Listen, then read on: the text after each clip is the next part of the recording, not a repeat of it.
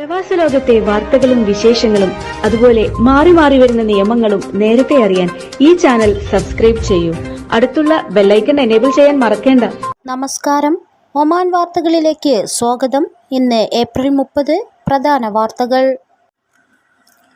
Muscat വടക്കൻ ബാത്തിന ഗവർണറേറ്റുകളിൽ വീടുകളിൽ മോഷണം. ഗവർണറേറ്റുകളിലെ വിവിധ പ്രദേശങ്ങളിലായി 30 മോഷണ കേസുകളാണ് റിപ്പോർട്ട് ചെയ്യപ്പെട്ടത്. കേസുകളുമായി ബന്ധപ്പെട്ട 7 പ്രവാസികളെ റോയൽ ഒമാൻ പോലീസ് അറസ്റ്റ് ചെയ്തു. സ്വർണ്ണാഭരണങ്ങൾ ഉൾപ്പെടെയുള്ളവയാണ് മോഷണം പോയത്. ഇവ പ്രതികളിൽ നിന്നും പോലീസ് കണ്ടെടുത്തു. പ്രതികൾക്കെതിരെ നിയമ നടപടികൾ സ്വീകരിച്ചതായും പോലീസ് പ്രസ്താവനയിൽ അറിയിച്ചു. ഒമാനിലെ പ്രധാന വിനോദസഞ്ചാര പ്രദേശമായ ജബൽ അക്തറിൽ സന്ദർശകർ വർദ്ധിച്ചു. ഈ വർഷം ആദ്യ 4 മാസത്തിനിടെ 30,867 പേർ ജബൽ അക്തറിൽ എത്തിയതായി പൈതൃക വിനോദസഞ്ചാര മന്ത്രാലയം അറിയിച്ചു. വരും നാളുകളിൽ കൂടുതൽ സന്ദർശകരെ പ്രതീക്ഷിക്കുന്നതായും സഞ്ചാരികൾക്കായി വ്യത്യസ്ത സൗകര്യങ്ങളാണ് ഇവിടെ ഒരുക്കിയിട്ടുള്ളതെന്നും വിവിധ വിഭാഗങ്ങളിലായി 16 ഹോട്ടലുകൾ ജബൽ അക്തറിൽ പ്രവർത്തിച്ചു വരുന്നതായും Dakhiliyah governorate governor Sultan bin Mansoor Al Ghufaili പറഞ്ഞു. ഇബ്രി ഇന്ത്യൻ സ്കൂൾ സന്ദർശിച്ച ഇന്ത്യൻ അംബാസഡർ അമിത് നാരംഗുമായി ICF ഇബ്രി പ്രവർത്തകർ കൂടിക്കാഴ്ച നടത്തി. പ്രദേശത്തെ ഇന്ത്യക്കാരായ പ്രവാസികൾ നേരിടുന്ന വിവിധ വിഷയങ്ങൾ അദ്ദേഹവുമായി പങ്കുവയ്ക്കുകയും നിവേദനം നൽകുകയും ചെയ്തു. അംബാസഡർക്ക് ICFന്റെ മൊമന്റോ സമ്മാനിച്ചു. ICF ഇബ്രി സെക്ടർ പ്രവർത്തകരായ മുഹമ്മദ് അലി സഖാഫി, അസ്ലം ലത്തീഫി, ഇസ്മായിൽ, നാസർ മാസ്റ്റർ എന്നിവർ പങ്കെടുത്തു. ഒമാനിൽ 5000 പുതിയ താമസ യൂണിറ്റുകൾ നിർമ്മിക്കാൻ വിവിധ റിയൽ എസ്റ്റേറ്റ് സ്ഥാപനങ്ങൾ. ഒമാൻ കൺവെൻഷൻ ആൻഡ് എക്സിബിഷൻ സെന്ററിൽ ആരംഭിച്ച 18ാമത് edition Oman design and construction വീക്കിന്റെ ഭാഗമായി നടന്ന 3ാമത് റിയൽ എസ്റ്റേറ്റ് വികസന സമ്മേളനത്തിലാണ് രാജ്യത്തിന്റെ വിവിധ ഭാഗങ്ങളിലായി വരുന്ന പാർപ്പിട കെട്ടിട നിർമ്മാണ പദ്ധതികൾ അവതരിപ്പിക്കപ്പെട്ടത്. ഒമാൻ പാർപ്പിട നഗരാസൂത്രണ മന്ത്രാലയം ഒമാൻ റിയൽ എസ്റ്റേറ്റ് അസോസിയേഷനുമായി സഹകരിച്ച് നടത്തുന്ന സമ്മേളനത്തിന്റെ ആഗോളതലത്തിൽ നിന്നുള്ള റിയൽ എസ്റ്റേറ്റ് കെട്ടിട നിർമ്മാണ മേഖലയിലെ പ്രതിനിധികളും പങ്കെടുക്കുന്നുണ്ട്. Oman investment authority chairman Abdussalam Mohammed Al മുർഷിദിയുടെ കാർമ്മികത്വത്തിൽ ഉദ്ഘാടന ചടങ്ങ് നടന്നു. ഒമാന്റെ വ്യത്യസ്ത ഭാഗങ്ങളിൽ വരുന്ന ഇന്റഗ്രേറ്റഡ് റെസിഡൻഷ്യൽ പദ്ധതികളുടെ 6 കരാറുകൾ ഒപ്പുവെച്ചു. രാജ്യത്തെ വിവിധ ഗവർണറേറ്റുകളിലായി 3.3 ദശലക്ഷം ചതുരശ്ര മീറ്റർ വിസ്തൃതിയിലാണ് പാർപ്പിട നിർമ്മാണ പദ്ധതികൾ വരുന്നത്. 333 ദശലക്ഷം റിയാലാണ് പദ്ധതികളിലാകെയുള്ള നിക്ഷേപം. മസ്കത്ത് ഗവർണറേറ്റിന്റെ വിവിധ ഭാഗങ്ങളിൽ ഉൾപ്പെടെ ഒമാന്റെ വ്യത്യസ്ത പ്രദേശങ്ങളിൽ ശക്തമായ മഴ ലഭിച്ചു. കാറ്റിന്റെയും ഇടിയുടെയും അകമ്പടിയോടെയായിരുന്നു മഴയെത്തിയത്. രാവിലെ മുതൽ അന്തരീക്ഷം മേഘാവൃതമായിരുന്നു. നേരിയ തോതിൽ പെയ്ത മഴ ഉച്ചയോടെ ശക്തമായി. വാദികൾ നിറഞ്ഞൊഴുകി. വെള്ളക്കെട്ടുകൾ രൂപപ്പെടുകയും ചെയ്തു. എവിടെയും അപകടങ്ങൾ റിപ്പോർട്ട് ചെയ്യപ്പെട്ടിട്ടില്ല. വടക്കൻ ഗവർണറേറ്റിലെ വിവിധ ഭാഗങ്ങളിൽ ഞായറാഴ്ച വൈകുന്നേരത്തോടെ മഴയെത്തിയിരുന്നു. മസ്കത്ത്, തെക്കൻ ബാത്തിന, വടക്കൻ ബാത്തി ഗവർണറേറ്റുകളിൽ ഇന്നലെയും മഴ തുടർന്നു. ആമിറാത്ത്, റുസ്താഖ്, നഖൽ, സമായിൽ, സുഹാർ, ബിദ്ബിത്, ദിമ, ഖുറിയാത്ത്, കാബൂറ തുടങ്ങിയ പ്രദേശങ്ങളിലാണ് ശക്തമായ മഴ പെയ്തത്. വിവിധ ഭാഗങ്ങളിലടക്കം രാവിലെ മുതൽ മൂടിക്കെട്ടിയ അന്തരീക്ഷമായിരുന്നു. രാജ്യത്ത് മഴയ്ക്ക് സാധ്യതയുണ്ടെന്ന് Oman directorate general of meteorology കഴിഞ്ഞ ദിവസം അറിയിച്ചിരുന്നു. മഴയ്ക്കൊപ്പം താപനിലയിൽ കുറവുണ്ടായതായി കാലാവസ്ഥാ റിപ്പോർട്ടുകൾ പറയുന്നു. വരും ദിവസങ്ങളിലും രാജ്യത്തെ വിവിധ ഗവർണറേറ്റുകളിൽ ശക്തമായ മഴയ്ക്കും കാറ്റിനും സാധ്യതയുണ്ടെന്നും national multi Hazard early warning centre അറിയിച്ചു. ഇബ്രി സന്ദർശനത്തിന്റെ ഭാഗമായി പ്രദേശത്ത് തൊഴിലെടുക്കുന്ന ഇന്ത്യക്കാരായ പ്രവാസികളുമായി അംബാസഡർ അമിത് നാരംഗ് ആശയവിനിമയം നടത്തി. പ്രവാസി പ്രതിനിധികളും അധികൃതരും സന്നിധരായിരുന്നു. വിവിധ വിഷയങ്ങൾ പ്രവാസികൾ അംബാസഡറുടെ ശ്രദ്ധയിൽപ്പെടുത്തുകയും ചെയ്തു. ഇവ പരിഹരിക്കുന്നതിന് ഇന്ത്യൻ എംബസി പ്രതിജ്ഞാബദ്ധമാണെന്ന് അംബാസഡർ പറഞ്ഞു. ഇബ്രി ഇന്ത്യൻ സ്കൂളിലും അംബാസഡർ സന്ദർശനം നടത്തി. സ്കൂൾ മാനേജ്മെന്റ് കമ്മിറ്റിയുടെ നേതൃത്വത്തിൽ സ്വീകരണം നൽകി. വിദ്യാർത്ഥികളുമായി അമിത് നാരംഗ് ആശയവിനിമയം നടത്തി. വിദ്യാർത്ഥികളുടെ വിവിധ കലാപ്രകടനങ്ങളും അരങ്ങേറി.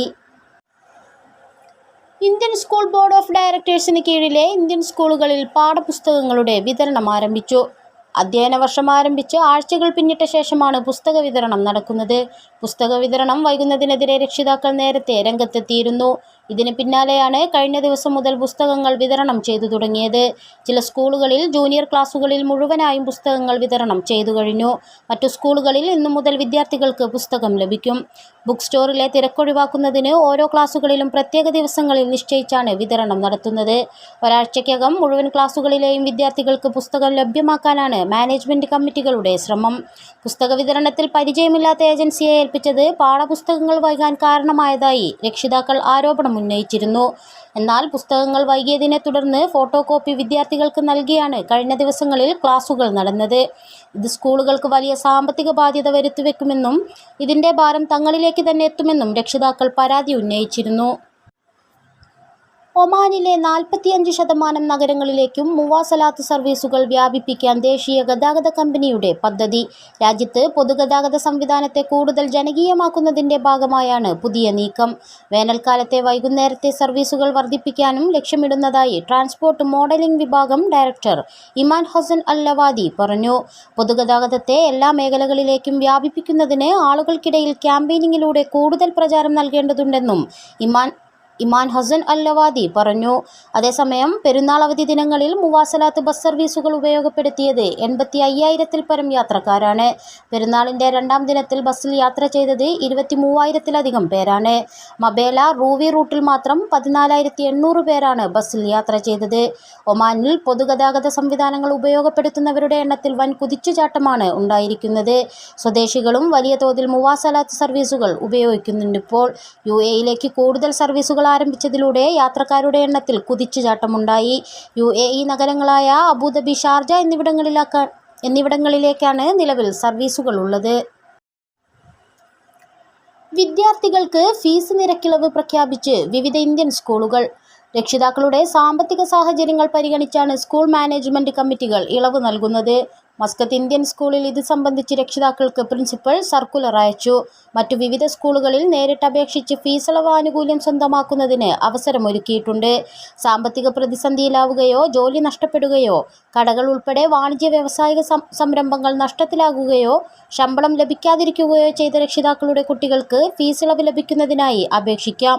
കുട്ടിയുടെ മാതാവിൻ്റെയും പിതാവിൻ്റെയും റെസിഡൻസ് കാർഡ്, വാടക കരാർ രേഖകൾ, സാലറി സർട്ടിഫിക്കറ്റ്, കമ്പനിയിൽ നിന്നുള്ള സാലറി സ്ലിപ്പ്, ശമ്പള ഇടപാടുകൾ വ്യക്തമാക്കുന്ന ജനുവരി മുതൽ ജൂൺ വരെയുള്ള ബാങ്ക് സ്റ്റേറ്റ്മെന്റുകൾ, സ്പോൺസർമാരുടെ കത്ത്, കടകൾ ഉൾപ്പെടെ വാണിജ്യ സംരംഭങ്ങൾ നഷ്ടപ്പെട്ടതിന്റെ രേഖകൾ എന്നിവ അപേക്ഷയോടൊപ്പം ഹാജരാക്കണം.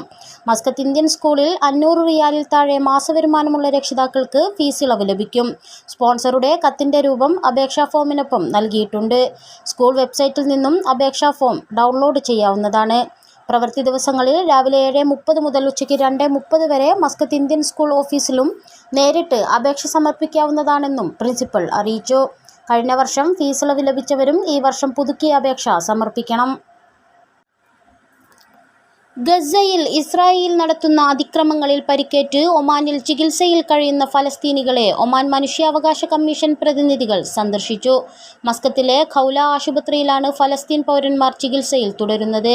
തങ്ങളുടെ അവകാശങ്ങൾക്കായി പോരാടുന്ന ഫലസ്തീനി സഹോദരങ്ങൾ സുൽത്താനേറ്റ് നൽകുന്ന പിന്തുണയാണ് ഇതുവഴി വ്യക്തമാക്കുന്നതെന്ന് ഒമാൻ മനുഷ്യാവകാശ കമ്മീഷൻ പ്രസ്താവനയിൽ പറഞ്ഞു. യുദ്ധത്തിൽ ഗുരുതരമായി പരിക്കേറ്റവരും വിദഗ്ധ ചികിത്സ ആവശ്യമുള്ളവരുമായ സ്ത്രീകളും കുട്ടികളും അടക്കമുള്ളവരെ ഈ മാസം 4-നാണ് ഒമാനിലെത്തിച്ചത്. ഈജിപ്ഷ്യൻ അധികൃതരുടെ സഹായത്തോടെയാണ് നിരവധി പേരടങ്ങുന്ന സംഘത്തെ ഒമാനിൽ ചികിത്സയ്ക്കായി എത്തിച്ചത്. ഇവർക്ക് മികച്ച ചികിത്സയാണ് ഖൗല ആശുപത്രിയിൽ ലഭ്യമാക്കി വരുന്നത്. തങ്ങളുടെ ന്യായമായ അവകാശങ്ങൾ വീണ്ടെടുക്കുന്നതിനുള്ള ഫലസ്തീൻ ജനതയുടെ പോരാട്ടത്തിനൊപ്പം നിലകൊള്ളുന്ന സുൽത്താനേറ്റിനെ ഫലസ്തീൻ അംബാസഡർ ഡോക്ടർ തൈസീർ ഫർഹത്ത് നന്ദി രേഖപ്പെടുത്തിയിരുന്നു. യുദ്ധത്തിന്റെ തുടക്കം മുതൽ ഒമാനി നേതൃത്വത്തിന്റെയും ജനങ്ങളുടെയും നിലപാടുകൾ സ്ഥിരവും സന്തുലിതവുമാണ്. ആക്രമണത്തെ നിരസിക്കുകയും യുദ്ധം അവസാനിപ്പിക്കണമെന്ന് നിരന്തരം ആവശ്യപ്പെടുകയും ചെയ്യുന്നു. ഇതോടുകൂടി ഇന്നത്തെ വാർത്തകൾ ഇവിടെ പൂർണ്ണമാവുന്നു. കൂടുതൽ ഒമാൻ വാർത്തകളും വിശേഷങ്ങളുമായി നാളെ വീണ്ടും കാണാം. നമസ്കാരം.